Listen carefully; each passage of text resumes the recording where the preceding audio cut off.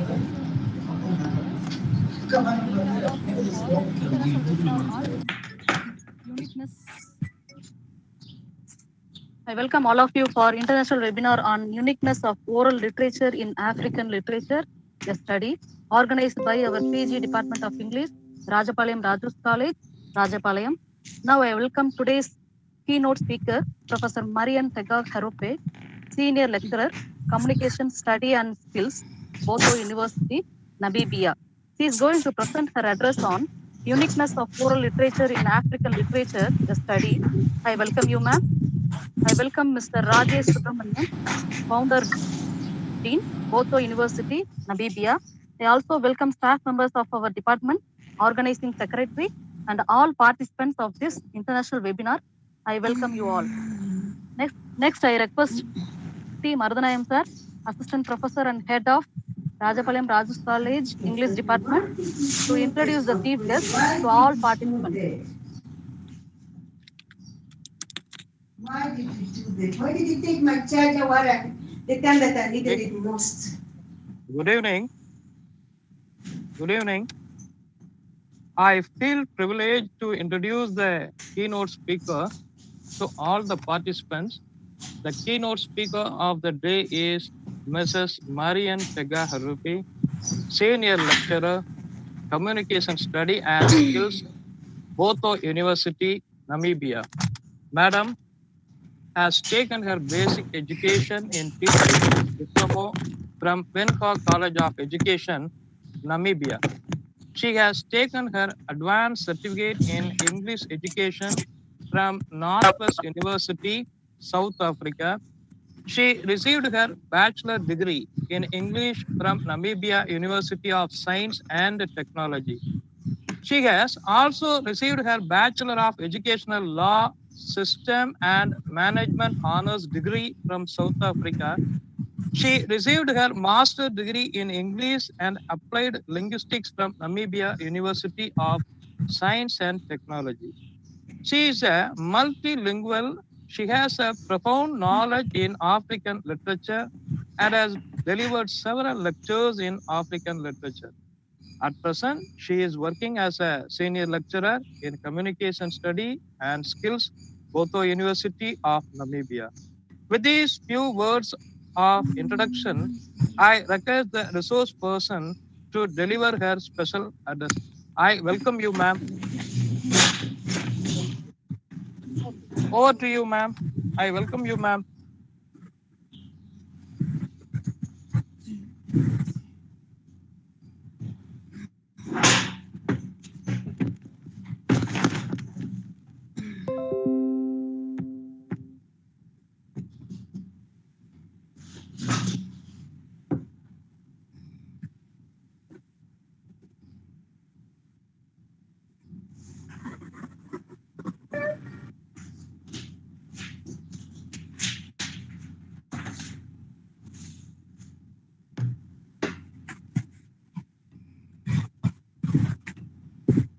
Madam, you can start. Ma'am, you can start, ma'am.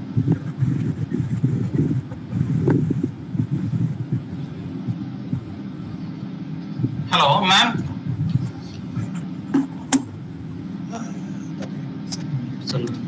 Madam, you can stop now. You can stop your lecture now.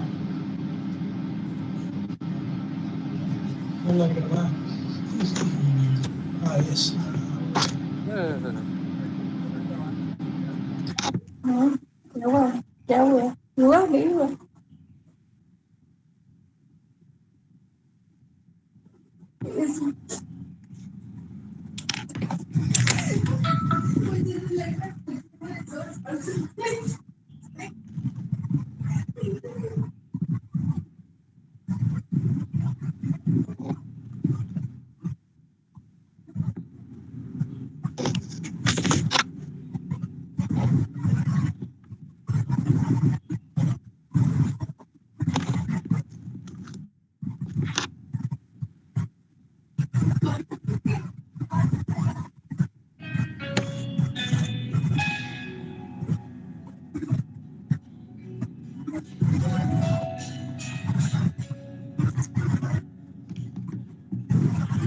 Hello.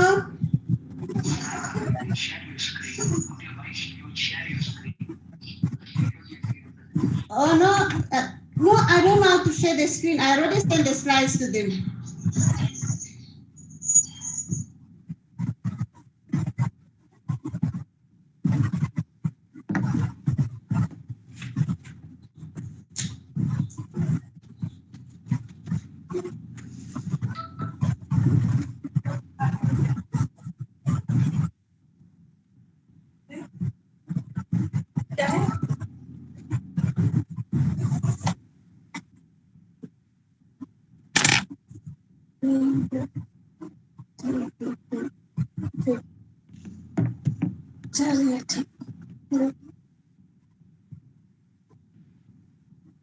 Good morning, everyone.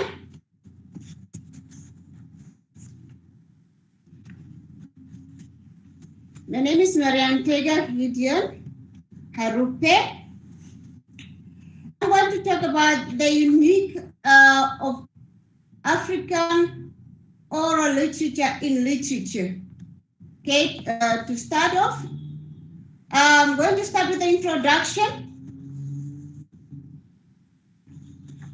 Effective communication is different from culture to culture, as you all know.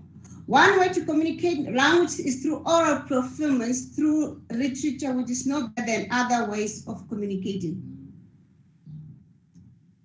In other words, African oral literature indicates to us how culture, how tradition, and different forms of communication have been carried on various parts of Africa. This is now according to Ruth Finnegan. The oral literature contains messages that are transmitted orally from one generation to another.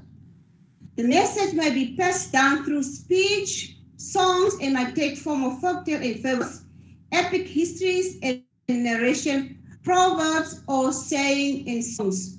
So therefore, oral literature is rich in tradition through Africa in the form of storytelling. And each genre of literature has part to play in education as of a specific society. For example, proverbs capture various elements of people's wisdom, expressing the value in a tense, but also in a verbal manner.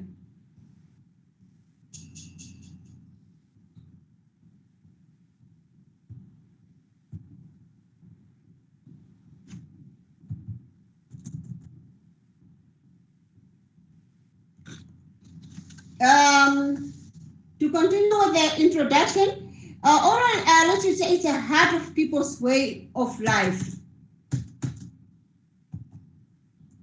Is the very soul of the culture, and also is a receiver of people's value.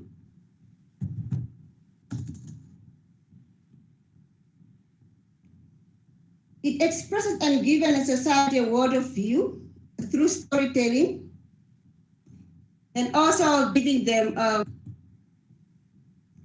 springboard from which their day-to-day existence is propelled. From this kind of perspective, oral literature is seen as a foundation on which the cultural and direction development of peoples and stands.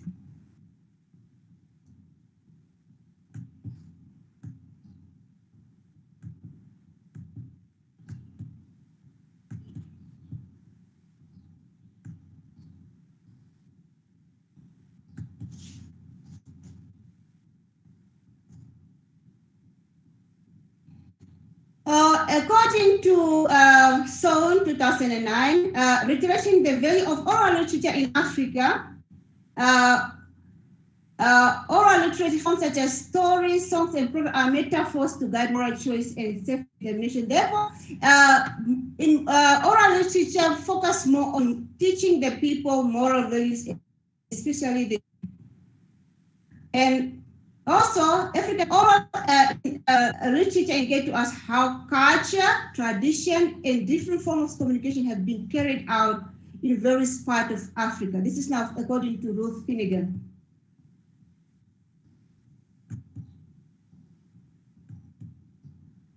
Let's move on now to the function of oral literature. The uniqueness of oral literature lays more on the function of oral literature. The oral literature serves us to communicate ideas, emotions, belief, and appreciation of life. So this literature defines and interprets and elaborates on society's vision of reality and the danger in the world. So it deals with the human adventure and achievement against the odds. So African oral tradition serves as also as a medium to provide self-conscious on the pattern of life in the society. Another conclusion is that the homology of or dialectical unity between the oral art and its social function is contextually determined. Another function of oral literature is that it guides social and human morals, as I mentioned also in the introduction, giving people a sense of place and purpose in the society. It also teaches lessons and values, and it instills and transmission of wisdom to children as a community responsibility. They use riddles, proverbs, and myths. And also, in African homes, parents used to communicate to children through gestures, facial expression, for example, in order to determine whether it's approval or disapproval. So, for example, if you have visitors at home or people want to discuss private, the parents will just look. And when the child looks at the expression of the parent, you can already tell that I have to stand up and go because the parents want to discuss something private. And when you look at the proverbs, for example, this example of proverbs that the marshal land distance itself from the river, and if they are not related, the marshal land distance itself from the river as if they are not related. This proverb is exposed to the norms of collective will in the tradition setting.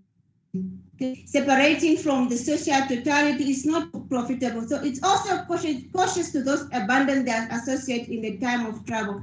This is just to teach the people the norms that you can't really separate yourself from the people that belong to you, because when you need help, you might need the latest stage. This is from Ogoshin in 2005.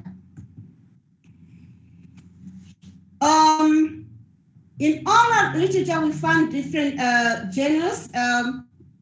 For example, the legends, the proverbs, the folk tales, myth, fairy tales, songs, and more. But I'm going to explain more about the legends, the proverbs, the folk tales, the fables, the myth, and fairy tales. Legends often express the reason for natural occurrence, while proverbs, like again example previously, it's a sentence utterance that holds the conventional wisdom of the age. Proverbs are used mostly in oral literature because it's a word of wisdom.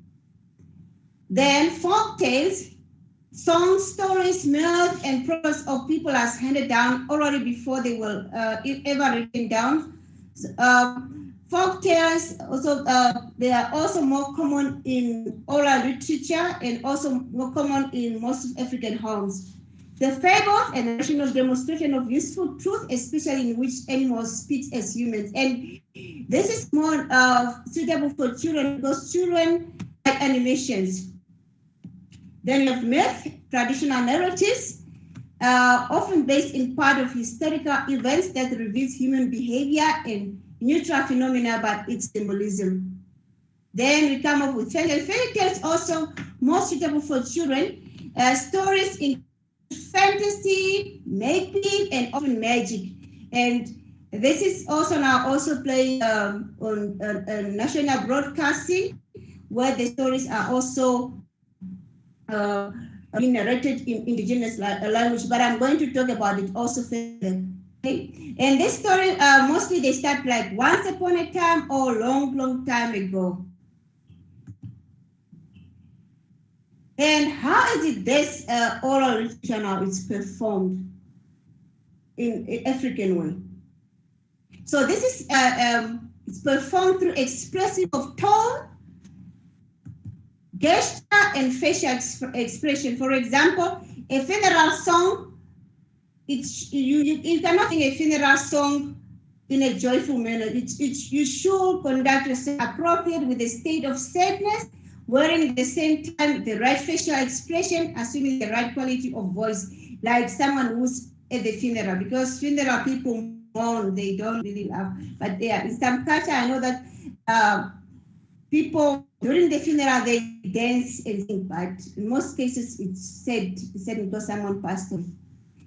A praise singer also will react appropriate to type of audience of persons present or to reward. In musical presentation generally, events such as dance, musical accompaniments, and voice quality, tune, paralingual sound, where you use different expressions, idiophone, and calculate pose are part of the total makeup of the oral art, which makes it more interesting then. Then now we are going to move on to the characteristic of oral literature, which make it more unique. The characters are as follows. It's perform-based. It's also performer-based. It's extemporaneous. It's socially determined and visual sources. And it contains vivid ideophones, the styles adopted by the storytellers, and also contain verbal variability. So let's discuss now the actual performance. The actual performance in oral literature is by defining dependence on performer who formulated by words, like words of mouth, on a specific occasion. This is the most important characteristic of oral literature, as it requires performer in order to perform in order to be realized. That's create a huge distinction between written form of literature and oral literature form. For oral literature, also tradition are used unavoidability linked that it's actual performing delivery in the most significant aspect in nature form and also in peculiar experience. It must be performed. Okay, there's no way you can speak about oral literature if it's not performed. The performance, for example, the storytellers use the tools, not just words, but also gestures, facial expression, body movement, and acting, so that you can make your story memorable and interesting. Sometimes also masks and costumes to enhance the performance. So since oral literature is always accompanied by action, its true nature of artistic success rests as much in verbal content as in overall presentation. In Namibia, for example, oral literature is improving on daily basis. It's been modernized through the TV programs where the stories are narrated by Namibian artists through Namibian indigenous language such as Oswambo, Afrikaans, Herero, Kwegogop, and Rukwangwali, as well as Msirozi. So there are various programs in our NBC, and when I'm talking about NBC, I'm talking about Namibian Broadcasting Corporation, which is a national broadcasting corporation in Namibia. There's a specific program that is now Waka Waka Mu. Okay, this Waka Waka Mu is for traditional stories. Children are taught moral values and norms through this storytelling. So children normally they know the time of the program and they sit around in front of television. The narrator will then also recite the chant like Waka Waka Mu and then invite the children to recite together. It is interesting because it's now in indigenous language. Children who don't understand English, they can always listen to it in their mother tongue, which is our, as I mentioned earlier, Oshiwambo, Afrikaans, Herero, Kwakakab is it's referring to Damaranama, Rukangari, and also Sirozi, and as well as in English. But however, there are also other stories such as Anansi and the pot of beans, Anansi and the spider, which is more common to many African children. It's also recited in different ways according to the storyteller. Normally, children will sit around the circle, and then the narrator will tell the story using the body movement, the gesture, the facial expression, and so on. And just to add to that, also in schools, especially in junior primary school and senior primary school, there is a part of storytelling where the children will sit in front of the classroom, sit on the carpet, and then the teacher will recite the story, which is very, very interesting. Okay, oral literature, it's quite simple. Okay, it's simple in such a way that the language and used in African oral literature through myth are passed to the individuals. The language used in oral is very rich, fresh, and highly cultural. So the children who don't know the culture, most of the time they learn it through oral literature. And generally, the language of oral narrative is simple, and also in most of the time it's used in past tense form. And when the audience are children, of course, the sentence will not be complex, and it must also have analogies, because children will not understand when you are speaking strong vocabularies, and that won't make the story interesting. Then the narrator can then must always synthesize the children to attract their attention and to remove the children from their own world and in order to fascinate. Although there are many complex and difficult oral forms, especially in form of oral literature, this mostly only applied to adults. But when it comes to children, the sentence should be in a simple way that in the language that children understand it very well. So, meaning that even when it's written, it bears evidence of its oral originality, the tone of speech, and the spoken diction, the choice of words, because the narrator needs to choose words that attract the audience. So, and also when they apply the simple synthetic form, the grammar must be also simple, so that it won't complicate things and it won't be difficult for the children to understand it, especially when the audience are children. The tone, language also involves tone. Let's make it also simple. It's very important a tool of the narrator, because he should twist to suit its performance at any time. The tone of voice, for example, if you are telling a story about a mother, then obviously you have to tune your voice in such a way like a mother is speaking. And if you are talking about the father, of course, you speak in a deep voice that it's also indicating that the father is talking. So the tone of voice is also used to create rhythm. And at the time when the drums are playing, because in most cases,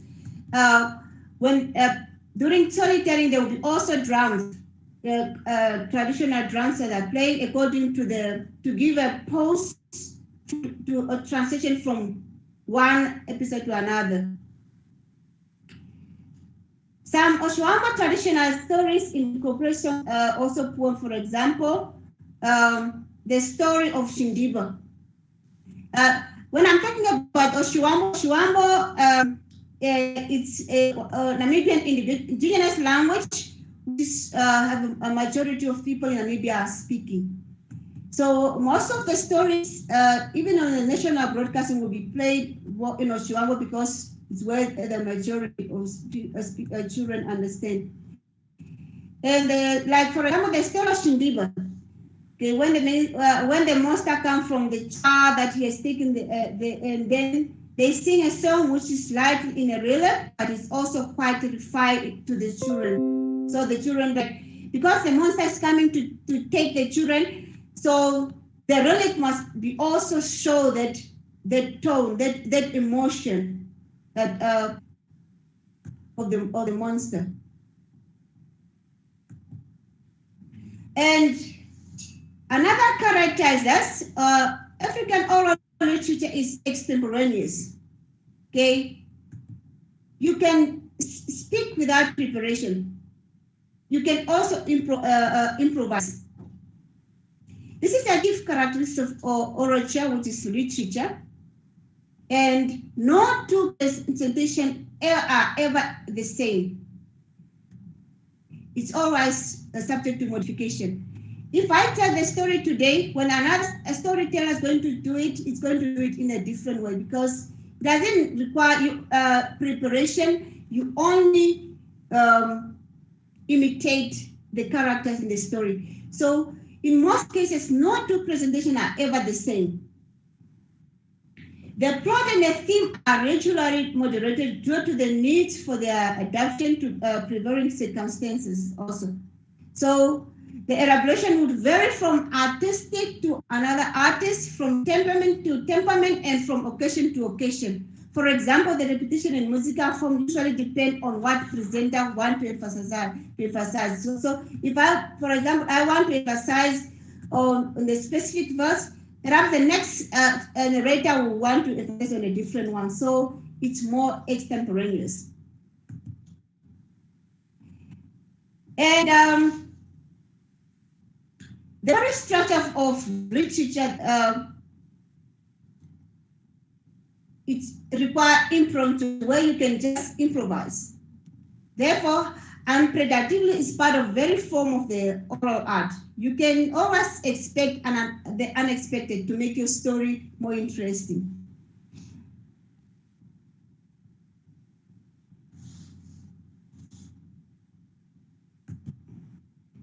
Another characteristic is a socially determined. Oral literature is socially determined. Why? Reason B, especially in Africa, oral literature is closely watched and preserved by the expert and elders, the expert in language and also the elders. So it is through its close trustworthiness and modesty that can be optimally social functional. And then in most oral literature, it's directed at a particular audience, and it's usually functional, serving specific purpose in a specific occasion. So it's hardly presented on stage merely for just beautiful charm. So you can't just do oral literature just because you want to do it. There must be a specific reason and a specific time where you do it. And then oral literature is ephemeral. This means oral literature, especially not preserved in written form, has a very short life. So nowadays we are very fortunate that it's also written. The story are written so that the next generation can read them. So it's also forgotten if it's not continually practiced.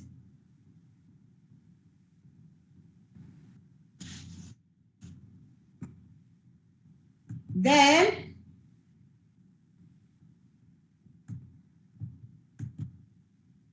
the next one is now oral literature. It's vivid audio fonts in dramatized dialogue.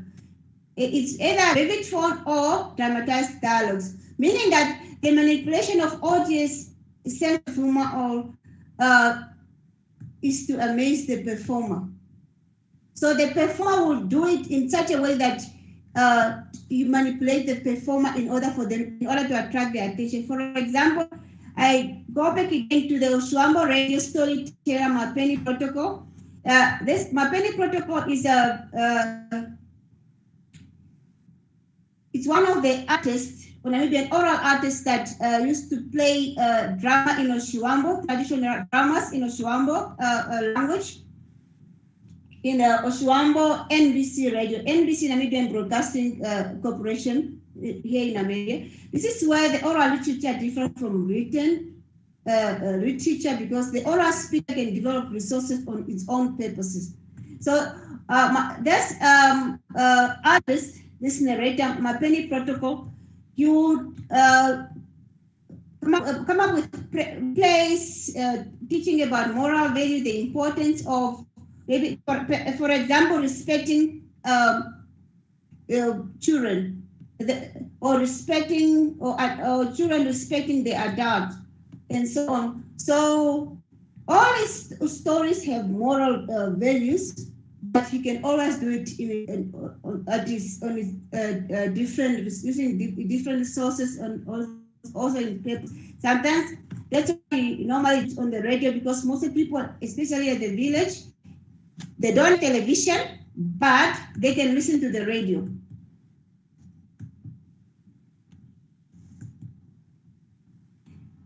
Another character that the stars of oral literature are adopted by the storytellers. So this, as I mentioned earlier, the storyteller can add humor to words that are seemingly simple. The style can be determined by the culture and particular people of the group they belong to. For example, in Nigeria, in the Yoruba hunters use Ijara, which is a higher pitch. When they talk about Rala, then they also do they chant to also slow whirling. When they talk about Ewi, and they also use a faster voice. So you can adapt the story according to your environment.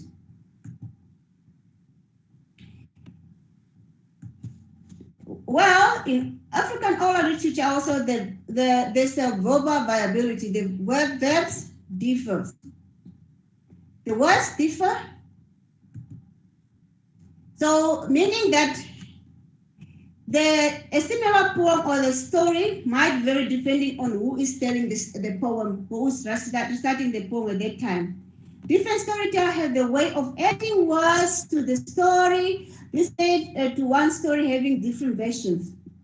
So the person, one narrator can call the story Shindiba, the other one can call it Takona. So like, for example, the story of Shindiba, it's also known as Takona at the time of the characters. So you can give your characters different names according to the environment where you are. So, for example, if a person is reciting the story or narrating the story in Oshuambo, you give the character the name in Oshuambo. So if the person is narrating the story in Afrikaans, they also use give the character a name in Afrikaans, just to, so that it will add value to what you're saying, because of the people that you're talking to. Because words alone are not enough. In their written form, they do not mean the same thing as in oral. So the beauty of the voice, the facial expression, the movement, and the music all are necessary. So when I'm reading the written story, it's not as the same as I'm reading to the oral one. Because when the person is narrating the story orally, I can see the facial expression, I can see the movement and the music at the background, which make me more interesting to listen to the story than reading the book. Then we have also audience. When you in oral African literature, when you are narrating the story, there must be audience. You cannot narrate the story just on your own. So, and as a narrator, you have now to be receptive to your audience reaction. The audience is the essential part of a literary situation, because without audience, then you won't be able to narrate your story, because it's orally. When you speak on your own, it looks like You are not normal. So the speaker cannot escape the face-to-face confrontation with the audience. You need to have audience, and you need to act in such that you attract your audience. And the audience can also affect the presentation of oral piece. So if you are, one has to take into consideration that when you are presenting to children, you need to act as a child so that you can speak in the children language so that you can attract them. But if you are if your audience are children and you speak something far away from the children will not understand you and will be bored, will start sleeping or start disappearing one by one, or start playing around.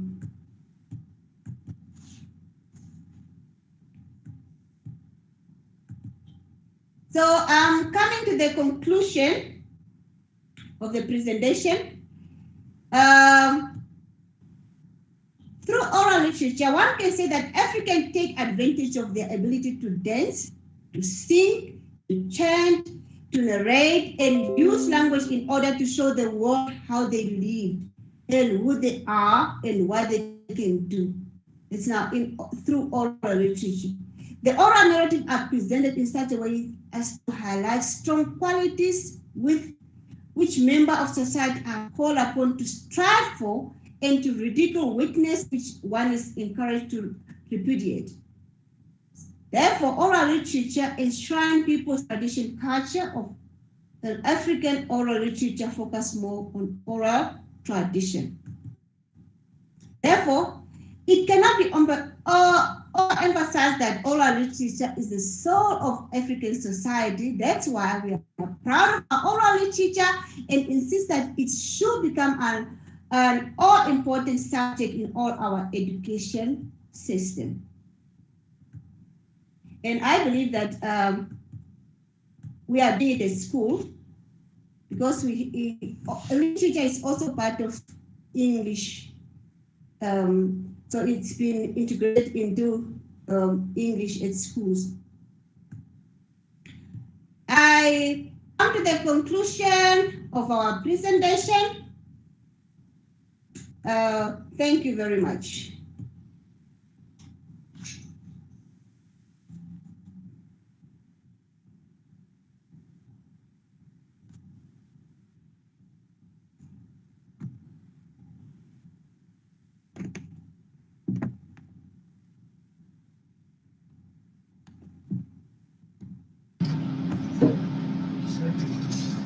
Yes, ma'am. Thank you very much. And this is the question hour. And is there any questions? Please type here.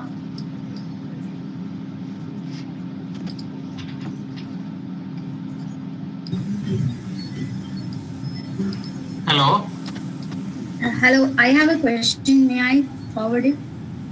Yes, please forward these questions and we will ask her. Okay. So it's a question to the resource person. I just want to ask one thing. Just like India, Africa is also a land of language. There are many languages. So what are the current problems which is faced by the translators when they translate the oral languages into a piece of work or an art of literature? So what are the difficulties which is faced by the translators? Thank you. And your question is forwarded to ma'am. Okay, thank you.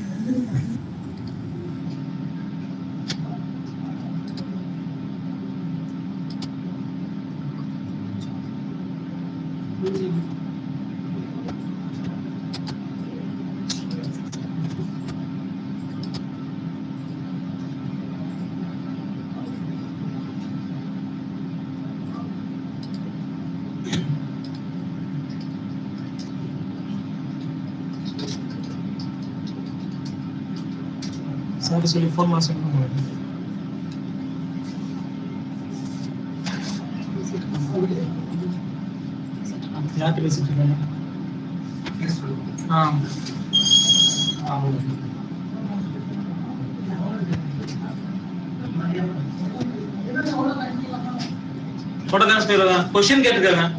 Question கேட்டிருக்காங்க, பதில் சொல்றாங்களா?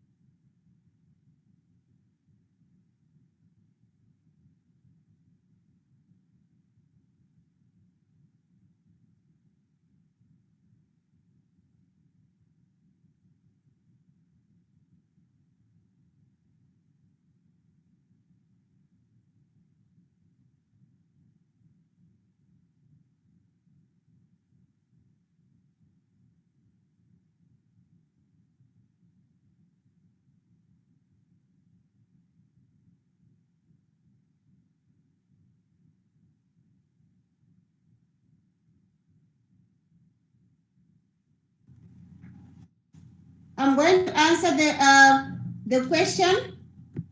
The first question was by Mangai, Dr. Mangai. Okay. Why oral literature is given more importance in African literature? Okay. Oral literature it's given more importance in African literature because it guides social human morals, giving people a sense of place and purpose. And there's always a lesson or a value to instill, the transmission of wisdom to children in a community responsibility. Like, for example, parents, grandparents, and relatives take part in the process of passing down knowledge of culture and history. So, and another word, it also provides entertainment and teach important lessons about everyday life.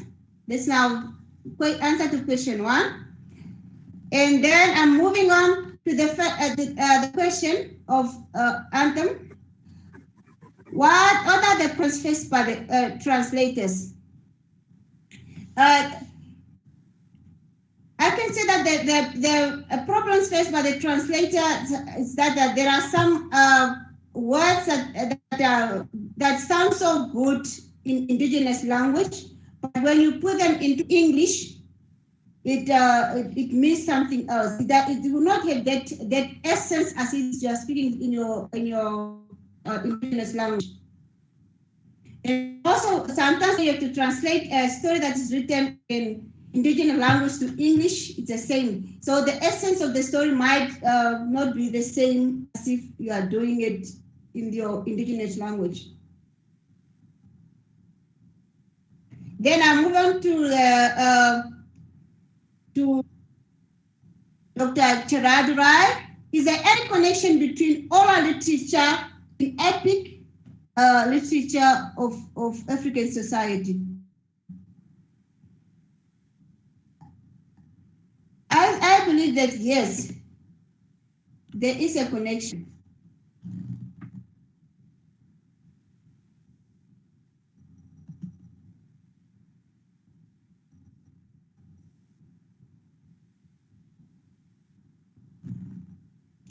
Okay, this one it's a very tricky that what according to you difference between African literature and Indian literature?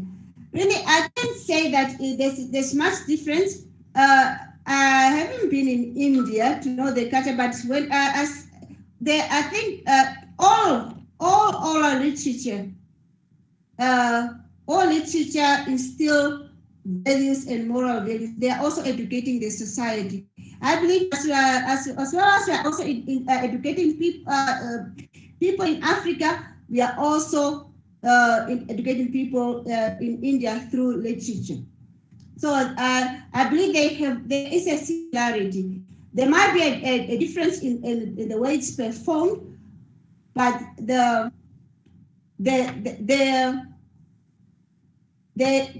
no difference.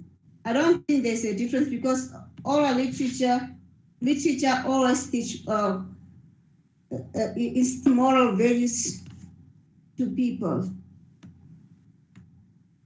And also, like, I believe that when it comes to proverbs, or in Africa, proverbs also transmit wisdom and responsibility. I believe it's the same. I couldn't tell much about Indian literature because I didn't read one, but I believe there's no difference. If there is, there's no much.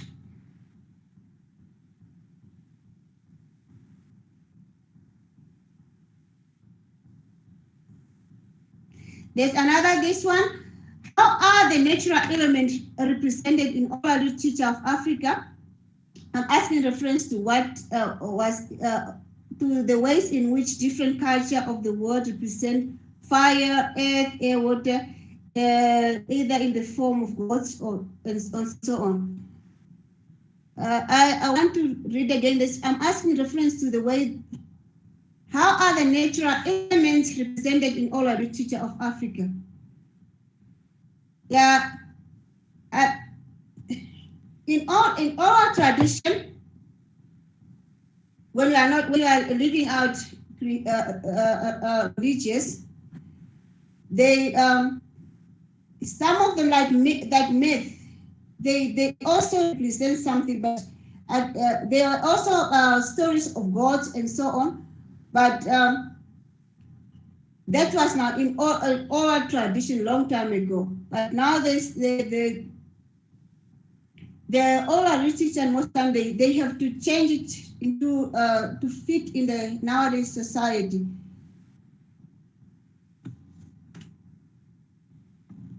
Then I move on to the next.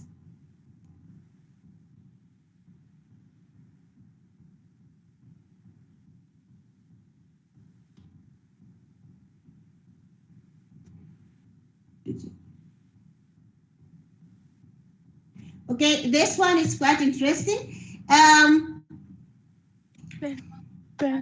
Madam, can you say something about the portrayal of hybrid creatures like mermaids, snakes, women in Africa myth, an element of oral literature? What picture of feminism do we get from the story of African mythology?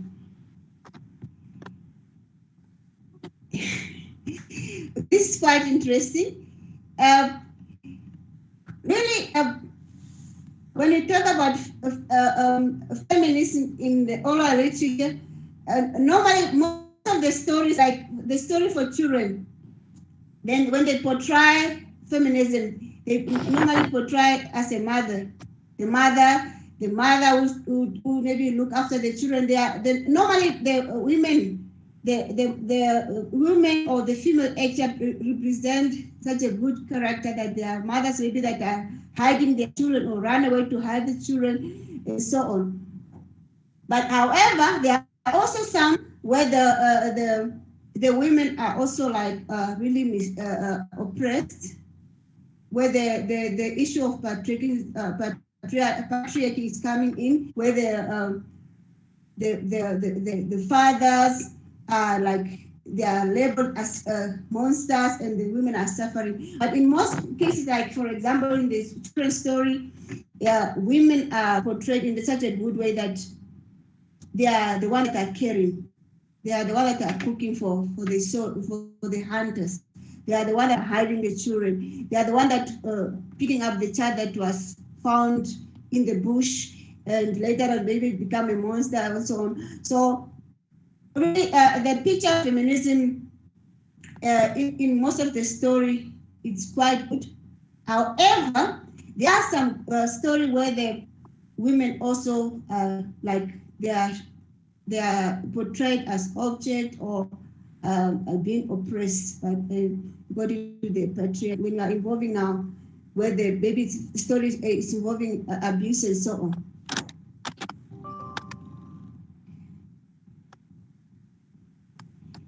This one asks, can colonial studies be included in African literature? Yes, one can include it, especially in the postmodern colonial literature. But normally when you come, not necessarily in oral literature, but there are African literature that are talking about colonial, when you talk about post-colonial eras, and so we have quite a variety of authors who talk about colonial, like especially in Africa.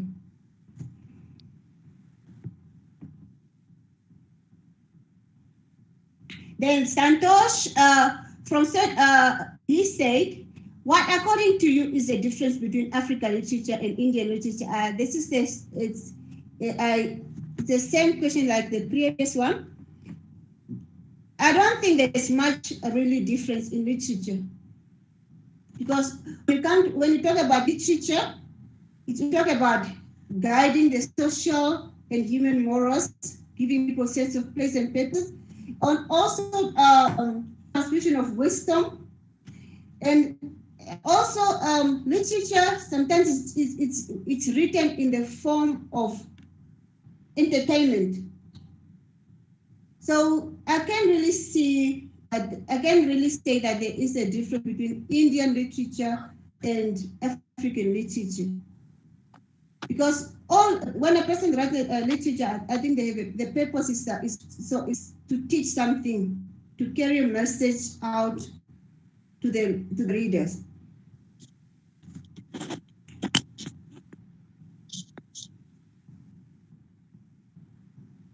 How indigenous culture is represented in African oral literature. This is Mutu. Of course, the Indian cultures are always represented in African oral literature. The difference is that the story will be performed in different indigenous language, but the essence of the story, the message will be always the same, even though it is performed in this language, but it's always, the indigenous culture are always represented in the oral African literature. Can you suggest that this is a video? Can you suggest any book of history of Africa, Nigeria, or they will provide free books to download, especially African? Not really Africa only. There are free websites like Login, where you can download literature. You just have to enter the title. There's a variety of African literature book by various famous actors, Chinua Achebe. We have variety, Ruth Finnegan. There's a lot of them where you can you just enter the title. Even if you write the list of African literature, a lot of literature will pop up, and then you just select the one that you want.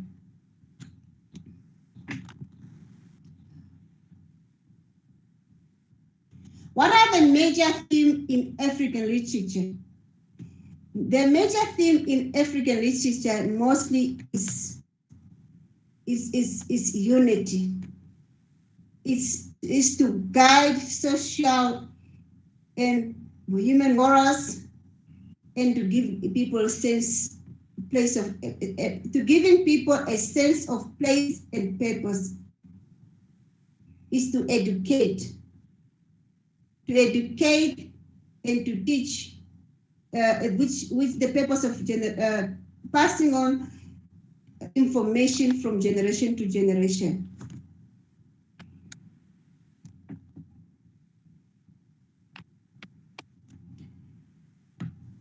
Are there any similarities between Indian oral literature and African oral literature? I can say yes, because number one, they are all performed, right? They are all performed. So you cannot talk about oral literature and excluding performance. And both they involve audience, there must be audience. And I believe that both as well as African literature they have a different audience, adult, children. I believe it's the same apply with Indian oral literature, but you cannot differentiate them, because when you talk about oral, when you talk about something that is being performed, and you cannot perform it without audience. And both involve language, tone, and everything. There's no way you can talk about oral literature if you leave out language, irrespective of Indian language or African language.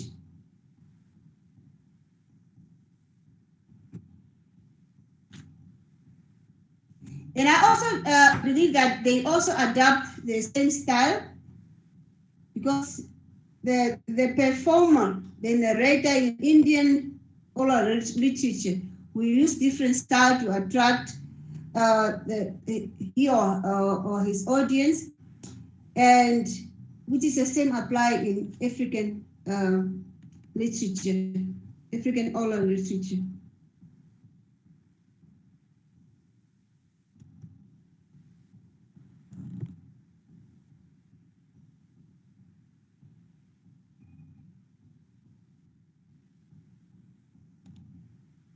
The role of faith in African literature.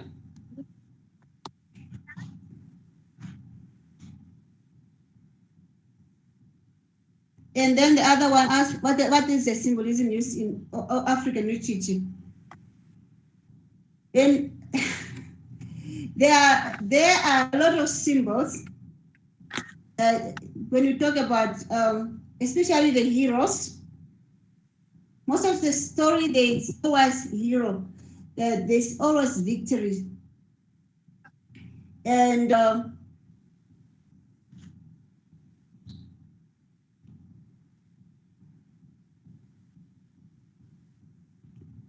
other question is that, what is the role of myth in oral literature? Okay, myth, they are traditional narratives, often based in part of historical events that reveal human behavior and natural phenomena by its. Okay, and then, what is the political vision? Well, in oral literature, like for example, when you talk about in this generation, people used to involve social values as well as political values. Of course, one can also use it in a political view, because if you know how to speak, you can also improvise it. You can always integrate it according to the story that you're talking and according to your audience that you are speaking with. But you cannot talk about politics when you are talking about children. But perhaps you are talking about university, telling the university students, and you want to give an example of a story in connection, give an example of the politics, you can always integrate it in oral literature. No, sir.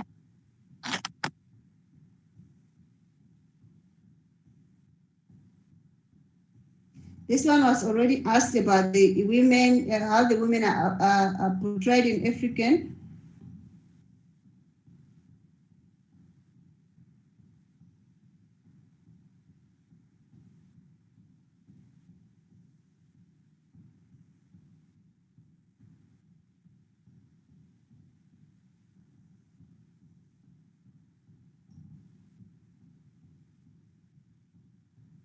Can you explain about women equality in African literature?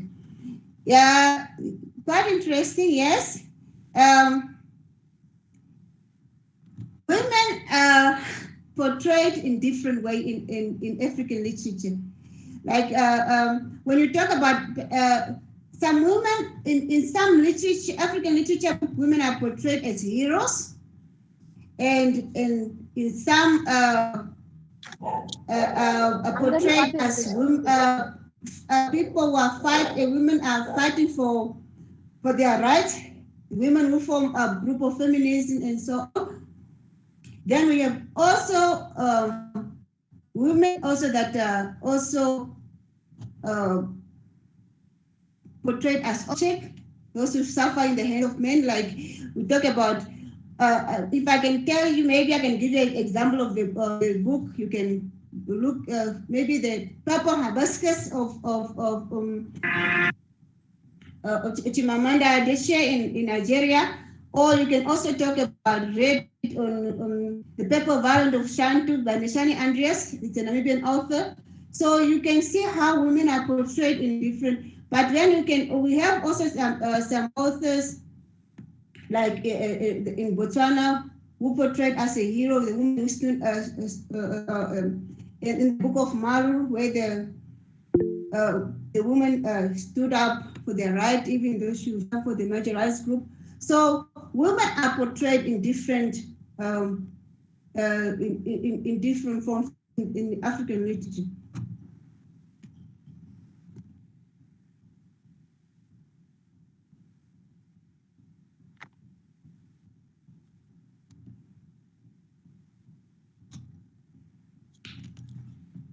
Thank you very much. I think that's it. I have answered all the questions. Thank you very much for your participation. I really appreciate it, and I really thank you very much for the positive comments that I'm receiving. I thank you. Thank you, ma'am. Good evening to all. I feel elated to deliver vote of thanks. At the outset, I submit my sincere thanks to our college secretary, principal, and faculty members. I submit my heartfelt thanks to our head, Mr. T. Marudhanayam, to encourage us to conduct such programs. I render my thanks to the organizers, co-organizers, and faculty members. I find no words to thank the resource person. She is such a great scholar. My sincere and heartfelt thanks to you, ma'am. On behalf of our department, I submit my sincere thanks to you. I thank all the participants for their valuable support. Finally, I thank the technicians and others who are responsible for the success of the program. Thank you all.